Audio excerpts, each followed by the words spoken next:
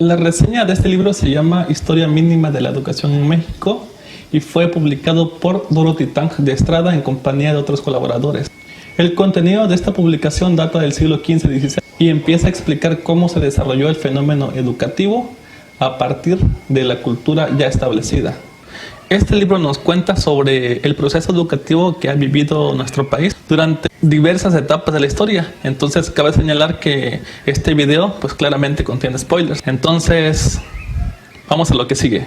Cuando hablamos de educación podemos pensar en escuelas, en maestros, libros, libretas, computadoras. Sin embargo, no siempre fue así. Y para muestra es que en el siglo XV y siglo XVI, como lo relata esta obra, da cuenta de cuáles eran los saberes que se brindaban de generación en generación, cómo cazar, cómo sembrar, cómo prácticamente mantener una familia, y a las mujeres se les enseñaban algunos oficios como tejer, como bordar e incluso el cuidado de los niños. Eso era vagamente lo que se entendía por proceso educativo. No había un método escolarizado como tal.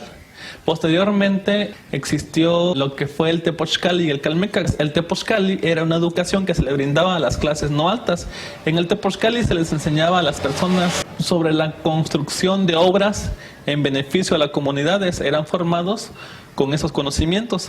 También las tácticas de guerras, de pelea, el cuidado de los prisioneros. El Calmecac fue una escuela distintivamente para clase alta. Aquí los maestros eran sacerdotes, era una escuela muy rígida, muy disciplinada. Lo que relata el libro es que si alguno de los jóvenes cometían algo que pudiera no favorecer la educación o pudiera causar algún malestar, era castigado hasta con la muerte. Entonces aquí se les formaba en astronomía, se les formaba en la interpretación de los sueños, en el discurso, en la oratoria, esto con la finalidad de que pudieran pedir a los dioses. Años posteriores vino el llamado siglo de las luces. En esta etapa la autora narra sobre cómo se empezó a utilizar el castellano en todas las actividades eclesiásticas. Prácticamente vino a castellanizar a todo el país de México a pesar de sus lenguas indígenas. Otra de las cosas que resultan importantes resaltar es que empezaron a hacer las misas en castellano como lengua, como una manera de influenciar a las personas, dejando a un lado su lengua materna. Bueno, también hay que ponernos a pensar que para ese entonces muchas personas hablaban sus lenguas. Sabemos que en el país hay múltiples lenguas características de las regiones de cada estado. Entonces imagínense ustedes lo que pudo haber pasado con la oposición, la lucha entre enseñarles el castellano y defender la lengua. También algo importante es que se empezó con la enseñanza de la lectura y la escritura.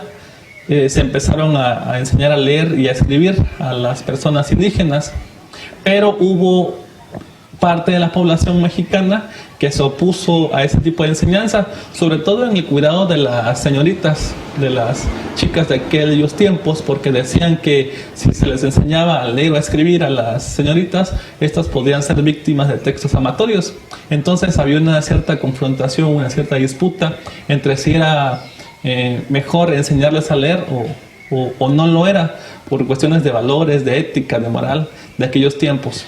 En el carácter educativo resulta interesante apreciar cómo es que se empezaron a fijar en cuestiones artísticas, inclusive en las personas indígenas. Empezaron a rescatar las pinturas, las danzas, a ver cómo estaba estructurada las creencias, esta percepción de mundo, y todo eso claramente que impactó a la cultura en todo el país, a mexicanos y también a los españoles. Lo que se puede rescatar del proceso educativo es la enseñanza de la lectura, la escritura y las matemáticas. Para ese entonces ya eran necesarios esos tres conocimientos. Enseguida, con el fenómeno de la independencia de México, Porfirio Díaz buscaba una educación que pudiera impulsar a la sociedad mexicana. En ese entonces se buscaba un país civilizado, un país en crecimiento, y esto también trajo como consecuencia que se buscaran maestros enciclopedistas, maestros que supieran absolutamente todo, maestros que fueran eruditos. Esos se iban a ser los responsables de enseñar educación a los niños y a los adolescentes. Y aquí es como se empezó a gestar ese concepto de profesor, que era el que tenía que saberlo todo. Por un lado se buscaba la ciencia, el progreso, la trascendencia, la proyección, pero también esto iba acompañado de viejos lemas como la letra con sangre entra. Bueno, creo que todos lo conocemos o lo hemos escuchado.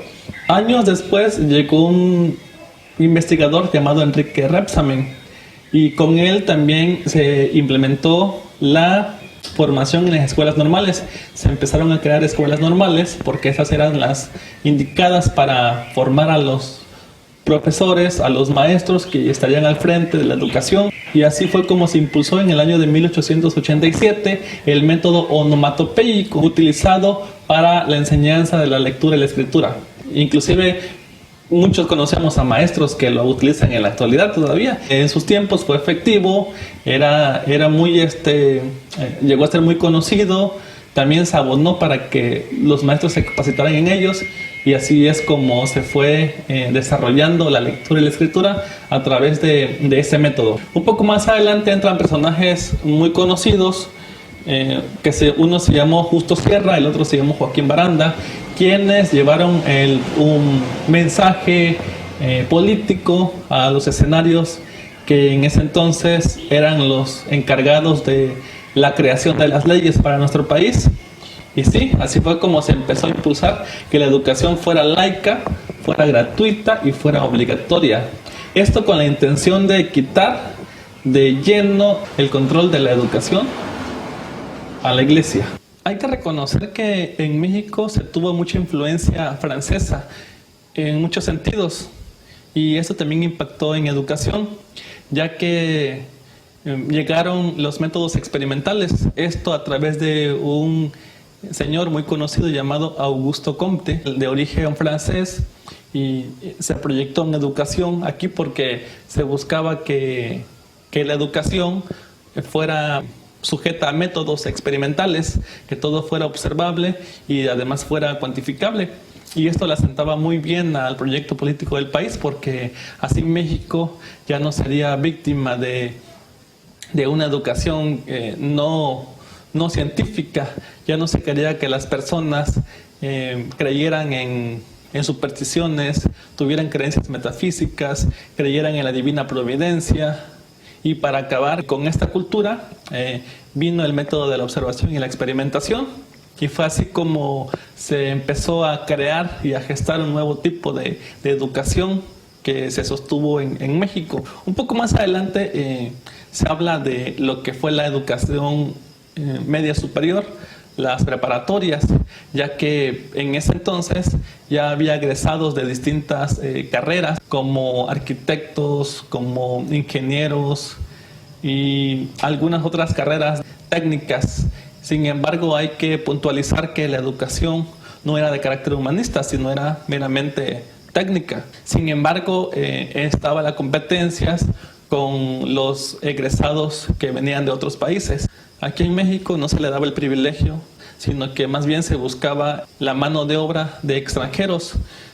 La única carrera que sobresalía y que sí se ocupaba aquí era aquellos que estudiaban para abogados. A pesar de muchos esfuerzos y proyectos, comenzó la diserción masiva, porque finalmente lo que le interesaba a los padres de familia era el bienestar, era que los niños fueran a sembrar, que los niños fueran a trabajar con los papás, que acompañaran a las madres de familia también a sus labores, y esto pues contravenía al proyecto educativo. Entra un personaje muy relevante en pedagogía, el señor Ferrer Guardia.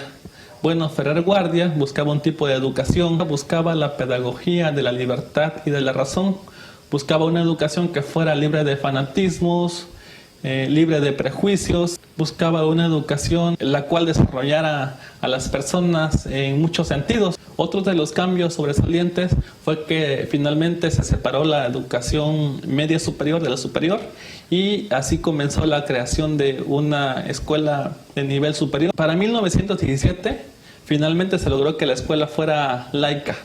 Finalmente se logró quitarle el poder de la educación a la iglesia, ya que, como lo menciona el libro, anteriormente el clero era la única encargada de educar a los niños, de formarlos en valores, en los saberes, en las costumbres, en las prácticas. Bueno, y esto meramente impactaba en la dinámica social que se establecía. Para 1923 llegó a México las misiones culturales. Fue una educación que sirvió para llevarlo a los lugares más alejados, ya que pues un argumento que fuertemente presentaba el clero en contra del Estado era que no se tenían las escuelas necesarias para educar al país, que no había infraestructura, que no contaba con los mecanismos. Y fue así como Misiones Culturales fue un proyecto que llevaba la finalidad de formar a las personas en economía doméstica, en agricultura, en industria, en educación física y algunas otras enseñanzas de carácter académico.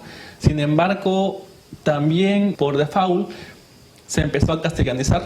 Fue un proyecto que sirvió también para castellanizar a todo el país, rebasando las lenguas indígenas, porque se pensaba que la lengua indígena provocaba un retraso en educación. En pocas palabras, aquel que no supiera hablar castellano no tenía relevancia en la sociedad. En consecuencia, hubo muchos malestares que hirieron las fibras más sensibles de las personas, y fue un discurso utilizado por el clero para sensibilizar a las personas y utilizarlos en contra del proyecto de Estado que encabezaba Plutarco Elías Calles. El argumento era que había que protestar en contra del gobierno porque no se había alcanzado el proyecto educativo como tal, que la iglesia ya contaba con mecanismos, con estrategias, con técnicas para la enseñanza. Sin embargo, cuando la educación empezó a ser laica, el Estado no estaba preparado para hacerse cargo de la educación de miles de mexicanos. Y fue entonces cuando, con el argumento de que se pagaba renta, de que no había los apoyos en materiales educativos, no había edificios escolares, esto sirvió como excusa para rebelarse contra el Estado mexicano que encabezaba el gobierno de Plutarco Elías Calles. Finalmente, en el gobierno de Emilio Portes Gil, ya se consolidó de una manera más estratégica la forma en la cual se iba a concientizar a las personas de la importancia, en primer lugar, de la revolución.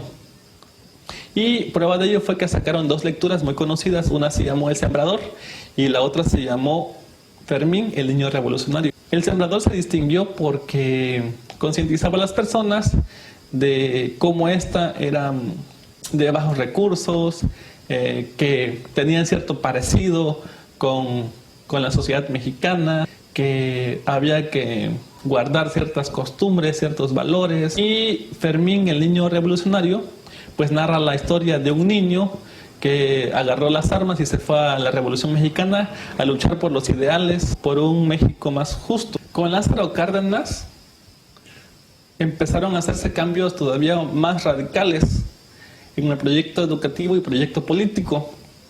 Un acierto que tuvo el expresidente fue la creación de la Universidad Nacional Autónoma de México.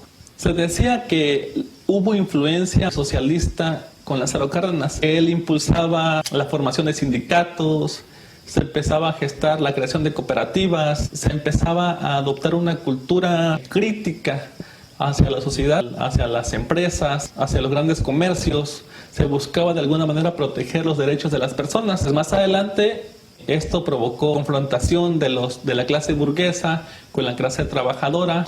Antes de que la situación se volviera más caótica, Manuel Ávila Camacho, quien fungió como presidente posteriormente, sacó un proyecto de unidad nacional. Él veía que la disputa entre las sociedades, entre las clases burgueses, el clero y algunos otros organismos luchaban y se confrontaban directamente contra el gobierno.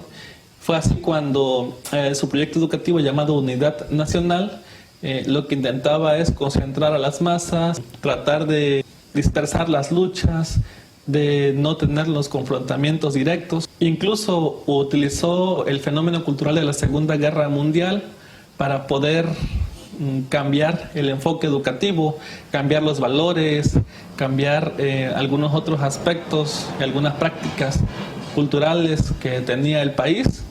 Esto con la finalidad de que ya no hubiera mayor disputas entre los sectores de la población. Manuel Ávila Camacho, lo que comenta la autora, es que terminó por desplazar las ideas de Lázaro Cárdenas. Fue así como se empezó a gestar un enfoque nacionalista y finalmente se llevó a cabo lo que fue la Escuela del Amor. Las tensiones empezaron a aflorar con el presidente Adolfo López Mateos, ya que aquí se empezó la distribución de libros de texto gratuita a cargo de Torres Bodet, que fungía a cargo de la educación en todo el país. Y fue entonces cuando varios organismos en todo el país y nuevamente la Iglesia protestó por el contenido, por los contenidos escolares.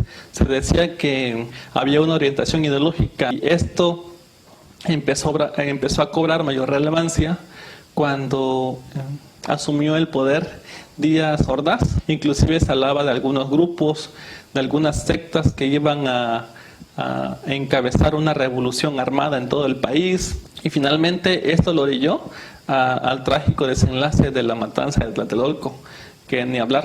Este libro también da una explicación de cuáles son los argumentos y los motivos que orillaron a los personajes políticos del país para tomar las decisiones. El papel del maestro pasó a ser de líder social a las funciones de un administrativo, carga de exceso laboral de los trabajadores.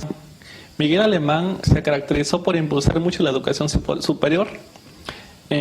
Hay que destacar que la construcción de las instalaciones de la máxima casa de estudios, la UNAM, empezó con el gobierno de Miguel Alemán y pues a la par también se desarrolló el Instituto Politécnico Nacional con las carreras técnicas. Bueno, esto fue por una parte, y también la otra es que fue un boom para las universidades de nivel superior particulares. Se proyectó la Universidad Iberoamericana, se proyectó el Instituto Tecnológico de Estudios Superiores de Monterrey, se proyectó también el ITAM. Las escuelas normales se quedaron en el olvido, y qué decir también de las comunidades indígenas. Aquí este libro también da la reflexión sobre el desarrollo de las comunidades indígenas. Las lenguas, la cultura finalmente permanecían aisladas. Solamente se estaba privilegiando al estatus de las ciudades. Más adelante hubo una devaluación, no había inversión a los proyectos educativos, no había inversión a las obras públicas, y con un escenario difícil fue así como se encontró Miguel de la Madrid.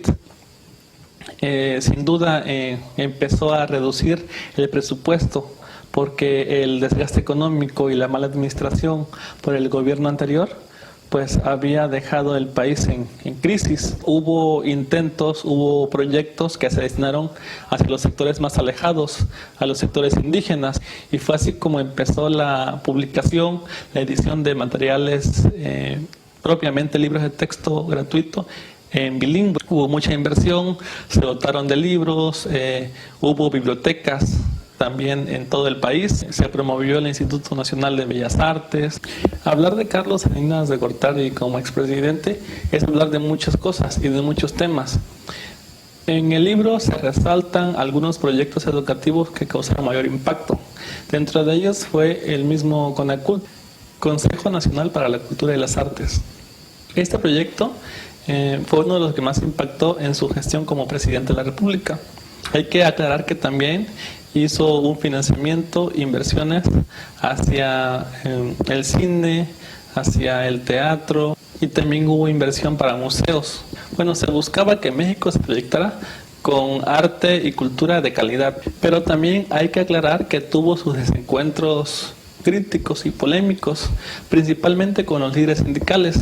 Joaquín Hernández Galicia, apodado como La Quina, que era líder sindical de Petróleos Mexicanos, y el segundo desencuentro fue el de Carlos Conjitut Barrio como el presidente del CENTE, el Sindicato Nacional de Trabajadores de la Educación. Finalmente, en este libro señala que Carlos Salinas de Gortari tuvo confrontación y riñas políticas con diferentes sectores del país, con todo el país, y exclusivamente con los sindicatos, ya que en su política buscaba que todas las empresas se volvieran de particulares. En conclusión, al terminar el sexenio Carlos Salinas de Gortari, tenía varios males: el movimiento armado de Chiapas, el Tratado de Libre Comercio, que únicamente benefició a ciertos sectores o grupos de la población, prioridad a los egresados de universidades particulares, sobre todo para puestos de gobierno. Del año 1994 al año 2000, pues el país empezaba con una gran crisis económica que repercutía en todos los sectores de la población. Entonces Ernesto Zedillo Ponce de León, quien estaba al frente del país, no tenía la economía suficiente para invertir en los proyectos que necesitaba la educación. Fue entonces cuando se optó por invertir únicamente a la educación básica y por impactar en la eficiencia terminal de las personas. Tenía como plan que la mayoría de los mexicanos acabara su educación básica. Incluso otras de las inversiones que hubo en este sexenio fueron becas de estudios y la dotación de libros en el nivel de secundarias. Del año 2000 al 2006 llegó al gobierno un presidente de un partido político distinto, fue Vicente Fox Quesada. En educación básica, un proyecto educativo muy famoso, conocido como Enciclomedia. Este consistía en instalar computadoras, así como impresoras, que estaban conectadas a través de una red satelital de internet. Esto con la finalidad de que los maestros tuvieran acceso a las distintas fuentes de información que la red posee, lo que causó mucha crítica porque las condiciones y de infraestructura eran diferentes en todo el país.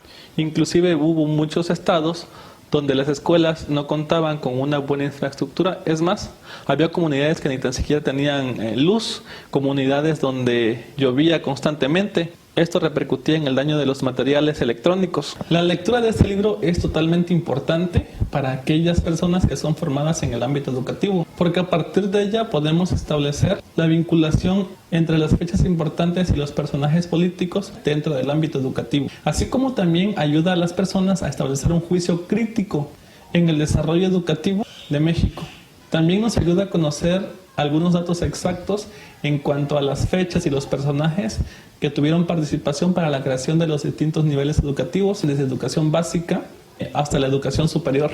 Por último, quiero terminar con una frase de este libro: la calidad de un sistema educativo no puede exceder a la calidad de sus maestros. Si consideras que esta información es valiosa para ti o para tus familiares, te pido por favor que la compartas y que dejes tu like en la parte de abajo.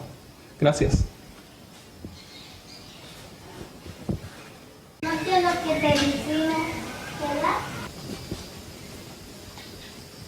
No. Consejo Nacional de la Cultura y las Artes. Consejo Nacional para la Cultura. Consejo Nacional para la Cultura. Consejo Nacional para la Cultura.